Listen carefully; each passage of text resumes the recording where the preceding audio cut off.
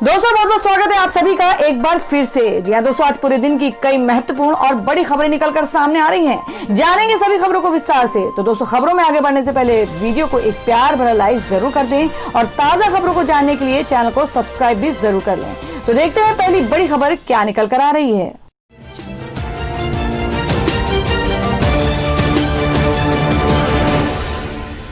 तो दोस्तों, आज की जो पहली बड़ी खबर निकल कर आ रही है, आपको बता दें कि भारत ने उत्तरी लद्दाख में तैनात किए हैवी टैंक, चीन को मिलेगा मुंहतोड़ जवाब। जी हम बात करें कि भारत और चीन के बीच लद्दाख में सीमा विवाद थमने का नाम नहीं ले रहा है। 15 जून की रात दोनों ओर की सैनिकों के बीच हुई हिंसक झड़प की घटना के बाद से विवाद चरम पर है। हालांकि दोनों देशों के बीच शांति वार्ता भी लगातार जारी है और इस बीच भारत ने उत्तरी लद्दाख में चीनी हलचल के बाद से भारी टैंकों की तैनाती कर दी है। मालूम हो रविवार को ही ऐसी खबर आई थी कि चीन ने अपने एयरबेस पर परमाणु बॉम्बर को लद्दाख की ओर तैनात कर दी हैं।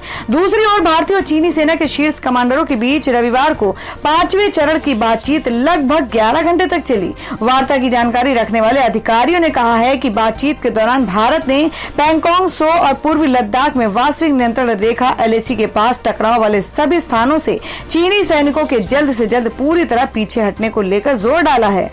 और वहीं अगली खबर बता दें कि अमित शाह के बाद अब सीएम येदियुरप्पा, तमिलनाडु के राज्यपाल और यूपी भाजपा प्रमुख कोरोना पॉजिटिव। जी आपको बता दें कि रविवार को केंद्रीय गृह मंत्री अमित शाह कोरोना पॉजिटिव पाए गए थे। उसके बाद उत्तर प्रदेश भारतीय जनता पार्टी प्रमुख स्वतंत्र देव सिंह ने कोविड पॉजिटिव होने की बात कही थी। अब कर्नाटक के मुख्यमंत्री BS येदियुरप्पा भी कोरोना पॉजिटिव पाए गए हैं और साथ ही तमिलनाडु के राज्यपाल बनवारीलाल पुरोहित भी कोरोना पॉजिटिव पाए गए हैं। कर्नाटक के मुख्यमंत्री BS येदियुरप्पा की तबीयत ठीक है, लेकिन डॉक्टर की सलाह पर उन्हें हॉस्पिटल में भर्ती कराया गया है। इस बात की जानकारी खुद कर्नाटक सीएम ने अपने ट्विटर हैंडल से दी है। उन्होंने बताया कि उनकी तबीयत ठीक है, लेकिन डॉक्टर्स की सलाह पर वो हॉस्पिटल में भर्ती हो रहे हैं। और वही अगली खबर निकल कर आ रही है कि कोविड-19 के इलाज के लिए निजी अस्पताल में भर्ती हुए गृह मंत्री कांग्रेस सांसद शशि थरूर ने उठाया सवाल। जी आपको बता दें कि गृह मंत्री अमित शाह कोरोना वायरस कोविड-19 से संक्रमित पाए गए थे और उन्हें इलाज के लिए गुरुग्राम के मेदांता अस्पताल में भर्ती कराया गया है। गृह मंत्री के निजी अस्पताल से इलाज कराने को लेकर कांग्रेस सांसद शशि थरूर ने सवाल उठाया है। उन्होंने कहा कि गृह मंत्री अपना इलाज कराने के लिए निजी अस्पताल में क्यों भर्ती हुए। शशि थरूर ने ट्वीट कर कहा है, ये आश्चर्य की बात है कि बीमार होने पर गृह मंत्री एम्स में नहीं गए, बल्कि पड़ोसी राज्य के निजी अस्पताल में भर्ती हुए। सार्वजनिक संस्थानों को शक्तिशाली करने की आवश्यकता होती है, क्योंकि ये जनता के विश्वास को कोई प्रेरित करते हैं। आपको बता दें कि गृह मंत्री ने एक दिन पहले ट्वीट कर अपने कोरोना पॉजिटिव होने की जानकारी दी थी। तो दोस्तों, जिस तरीके से कोविड-19 के इलाज के लिए निजी अस्पताल में भर्ती हुए गृह मंत्री और शशि थरूर ने उन पर सवाल उठाए हैं, तो क्या उनका सवाल उठाना सही था? आप अपना सुझाव कमेंट बॉक्स में जरूर दें। बढ़ते अगली खबर की ओर। और दोस्तों, मैं अगली बड़ी खबर बता दें जो कि राम मंदिर को लेकर आ रही है कि करीब 225 लोगों को निमंत्रण दिया गया है। आज अयोध्या पहुंचेंगे मोहन भागवत। जी हम बात कर रहे हैं कि इस कार्यक्रम में बेहद बुजुर्ग होने के कारण कोरोना को देखते हुए राम मंदिर आंदोलन के प्रमुख अगुवा रहे लाल कृष्ण आडवाणी, मुरली मनोहर जोशी और पूर्व मुख्यमंत्री कल्याण सिंह कार्यक्रम में हिस्सा नहीं ले रहे हैं। उमा भारती की नाराजगी को लेकर पूछे गए सवाल को उन्होंने मनगढ़ंत कहकर टाल दिया। श्री राम जन्मभूमि तीर्थ क्षेत्र ट्रस्ट के महासचिव चंपत राय ने सोमवार को स्पष्ट किया है कि पूरे भारत में प्रमुख 36 परंपराओं के 135 संत महात्माओं समेत कुल 225 लोगों को पीएम नरेंद्र मोदी के हाथों 5 अगस्त को आयोजित भूमि पूजन कार्यक्रम में आमंत्रित किया गया है। कार सेवकपुरम में पत्रकारों से बातचीत करते हुए चंपत राय ने कहा है कि श्री राम जन्मभूमि मंदिर का शिलान्यास 1989 में ही हो चुका है और प्रधानमंत्री नरेंद्र मोदी के हाथों भूमि पूजन के साथ ईंट रखकर कार्य की शुरुआत होगी। कहा है कि निमंत्रण पत्र तैयार होकर आ गया है, इसके वितरण की शुरुआत सोमवार से हो गई है। और वही अगली खबर में आपको बता दें कि सीएम योगी ने अयोध्या में हो रहे इंतजामों का लिया जायजा। कहा 4 और 5 अगस्त को मिट्टी के दिए जलाएं। जी हम बात करें कि राम मंदिर निर्माण की शुरुआत के लिए 5 अगस्त को भूमि पूजन और आधारशिला रखने के कार्यक्रम की तैयारी का जायजा लेने के लिए मुख्यमंत्री योगी आदित्यनाथ अयोध्या पहुंचे और इस कार्यक्रम में प्रधानमंत्री नरेंद्र मोदी आएंगे। साकेत यूनिवर्सिटी में बने अस्थायी हेलीपैड को देखने भी मुख्यमंत्री गए। उन्होंने इसके बाद हनुमानगढ़ी मंदिर में पूजा अर्चना की। सीएम के साथ अधिकारी राम की पौड़ी में इंतजामों का निरीक्षण करने पहुंचे। और वहीं अगली खबर में आपको बता दें कि बाबरी मस्जिद के मुख्य मुद्दई इकबाल अंसारी ने स्वीकार किया भूमि पूजन का निमंत्रण, कार्यक्रम में होंगे शामिल।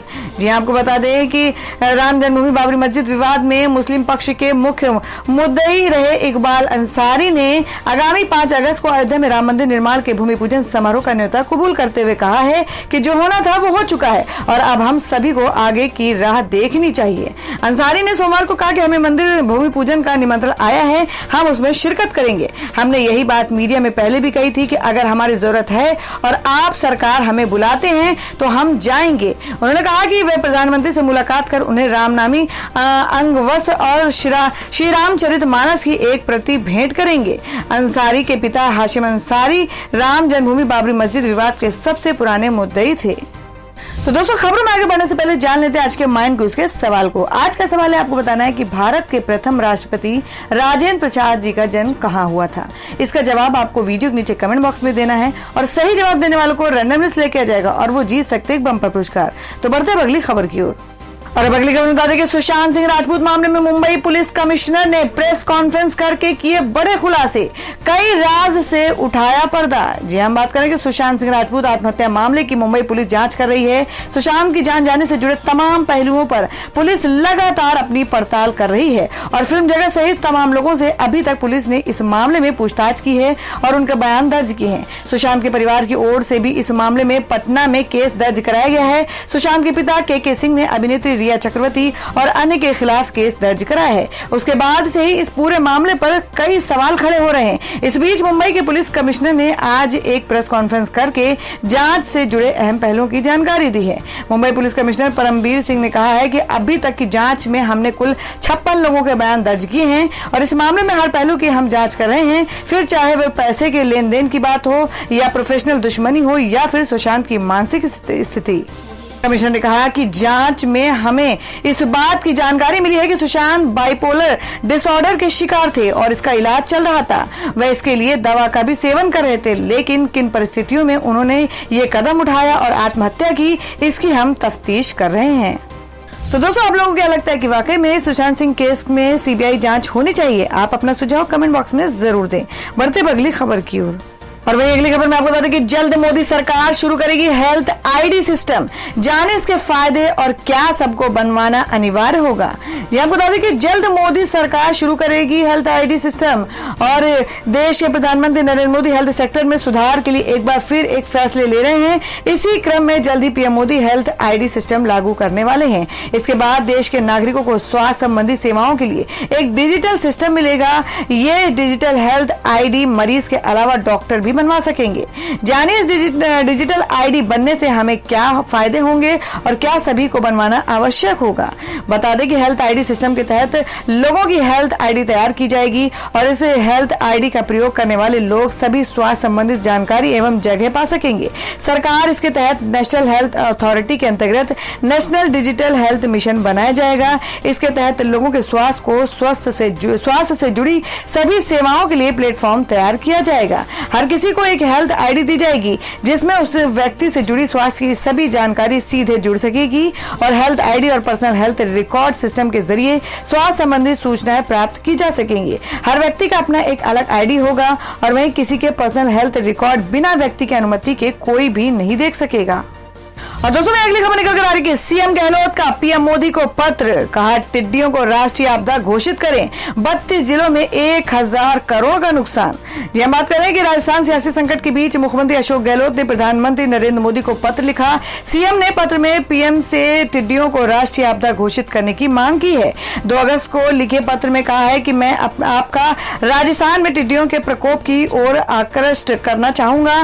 वर्ष 2019 और 20 में राजस्थान के 12 जिलों का लगभग 6,70,000 हेक्टेयर टिड्डियों से प्रभावित हो रहा है। भारत सरकार के टिड्डी चेतावनी संगठन एवं राज्य सरकार के संयुक्त प्रयासों से टिड्डी दलों को काफी प्रभावी तरीके से नियंत्रित किया गया है। फिर भी रबी की फसलों में किसानों को करीब 1000 रुपए करोड़ का नुकसान हुआ है। वर्ष 2020 और 21 में राज्य में 11 अप्रैल से टिड्डी दलों के प्रवेश के बाद अब तक राज्य के कुल 33 जिलों में से 32 जिलों में टिड्डी दल हमला कर चुके हैं। राजस्थान में अब तक के कुल 3,83,000 हेक्टेयर में नियंत्रण कार्य किया जा चुका है। और अब अगली खबर बता दें कि टिकटॉक बिकने को तैयार, डोनाल्ड ट्रंप ने दी 45 दिन की मोहलत।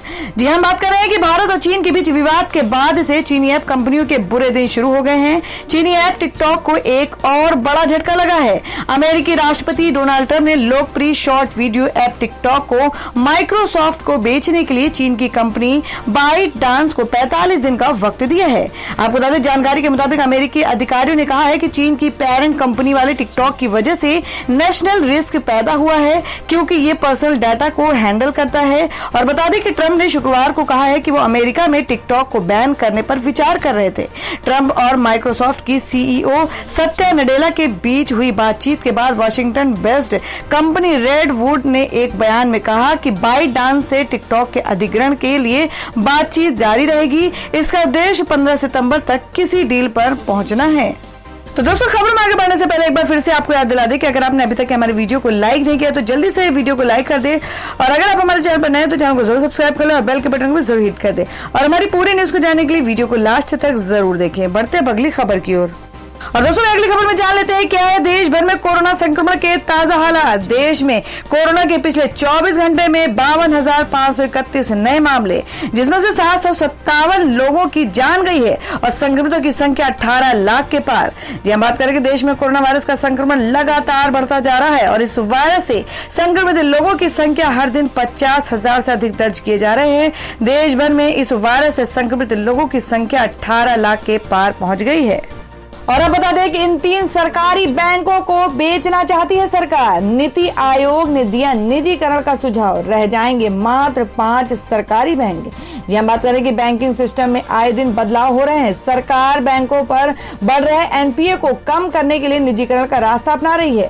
पहले एसबीआई में 6 सरकारी बैंकों का विलय किया गया, फिर 10 सरकारी बैंकों का विलय करने का ऐलान किया गया। तो अब सरकार बैंकों की सेहत सुधारने के लिए 3 बैंकों के निजीकरण का फैसला कर सकती है।